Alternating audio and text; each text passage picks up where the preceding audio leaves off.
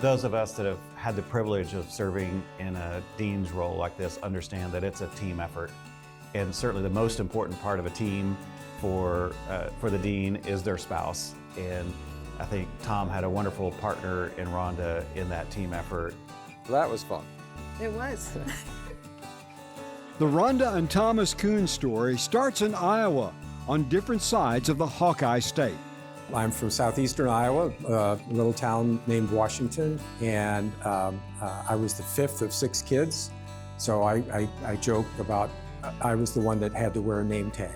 I grew up in a little tiny town in northwest Iowa called Fonda, and I was the youngest of 6. I lived on a farm, and I just loved being on the farm. I rode horses. I grew up on horse. I think that probably my first ride was when I was about 3. While Tom was active in Boy Scouts, Rhonda discovered her place in 4-H, eventually serving as a state officer. My whole family, my dad had been in 4-H back in the 20s. So again, it was one of those things where it was just a part of our family. But the two would never meet in Iowa. Tom began his studies at a small college in northern Iowa before continuing on to the University of California, Davis, where he earned both his master's and doctorate in ecology. Rhonda went to Iowa State University, majoring in psychology and sociology. After graduation, she became a 4-H extension agent before returning to school for a graduate degree. She also worked for the 4-H Foundation and Alumni Association at Iowa State. And Rhonda became a local celebrity for buying a car. This is Rhonda, the happy owner of a Honda Civic CRX. Rhonda loves her Honda. It's fun to drive. My mother called me Rhonda from Fonda from the minute I was born, I think, because I was born in Fonda and lived there all until I went to college. It's just phenomenal. I just never dreamed it'd be like this. But it's a lot of fun. It's completely something I didn't expect, that's for sure. Instead of chasing Hollywood stardom, Rhonda's path led her to Missouri, where she fundraised for Stevens College. At the same time, Dr. Coon accepted a faculty position at the University of Missouri. Both settled in Columbia, and was there their paths finally crossed. When we met, I was on the parish council in a Lutheran church, and she was a cantor in a Catholic church. I'm now Catholic. The minister of his church, his wife was the secretary in the office where I worked. And she lined us up, and then she kept saying, we're going to lose a member on this, and they did. About a few months after our wedding, he came home, and he said, he was up at a conference in Ohio, and he said, what do you think of Michigan? And we were living in Columbia, Missouri at the time, and I said, well, Michigan is nice, but I'm trying to go south, the wrong direction. So we moved to Michigan. Dr. Coon joined the faculty at Michigan State University, where his leadership and vision eventually led him to the role of Director of Extension. When they talked with him about applying for the extension position, I was like, I'm the extension one. And then, of course, he got it, and the first thing I said to him is, don't mess up 4-H. Michigan became home for Tom and Rhonda, where they raised their 2 boys. But eventually, the couple wanted a new adventure, and Oklahoma offered just the chance they had been waiting for. We'd had 25 years at Michigan State, they were wonderful years, a lot of great opportunities and wonderful memories, but you get to a point where things maybe seem a little stale or routine, and so the adventure was partly just going to a new place. Dr. Coon retired from MSU and moved to Stillwater to become the Vice President and Dean of Agricultural Programs at Oklahoma State University. And I first met the Fergusons in Kayleen, and she said to me, we've been blessed, we just feel called to feed the world.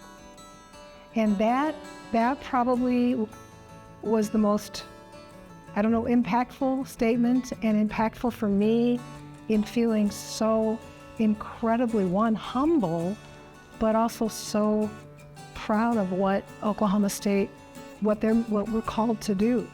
With their leadership, the New Frontiers campaign reached its fundraising goal in record time. He worked tirelessly with faculty and staff to make sure that the building came together and was useful. We didn't want to build just another, old ag hall. We needed it to be special, and he made sure that happened. He was over here every chance he got. He was in the building, walking the floors, walking the mud. While Dr. Coon will long be remembered for the new Ag Hall, his vision extended further. He helped shape the master plan that brought a series of important infrastructure improvements in recognition of Rhonda and Tom's shared passion for student study abroad opportunities. Alumni and faculty established the Coon Family Study Abroad Endowed Scholarship in their honor. I enjoyed learning about all the things that were going on here and all the research, and like I said, meeting people like the Fergusons and all of the other people who cared so much about Oklahoma agriculture.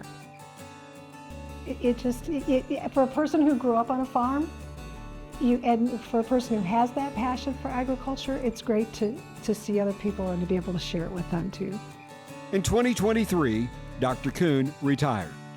He and Rhonda returned to their family in Michigan, carrying with them cherished memories and the knowledge that they will always be a part of OSU agriculture. When I first started in this role a couple of years ago, one of the most common things I heard when I went out across the state is, "You've got big shoes to fill." And that really is a testament to Dr. Coon and the impact that he had. And gave me a little bit of pressure to have to try to live up to that. There always seems to be a challenge for extension, for the experiment station, for agriculture. But what makes this place strong is the people. I keep saying it, but there's just tremendous support and pride in this place. Students come from Michigan to be a part of this, from California, from Florida, because it has that special connection. There is something about this university not only draws them here, but keeps them here, and they become very loyal. Very loyal. You're very loyal. I mean, the orange, and even my family knew the power of orange after I'd been here a few months. There's something special. And then put that in the context of agriculture and how important agriculture is to the future of this world. I mean, what other entity is more important than food? I mean, this future is good. Celebrating Rhonda and Tom Coon, 2025 champions for OSU agriculture.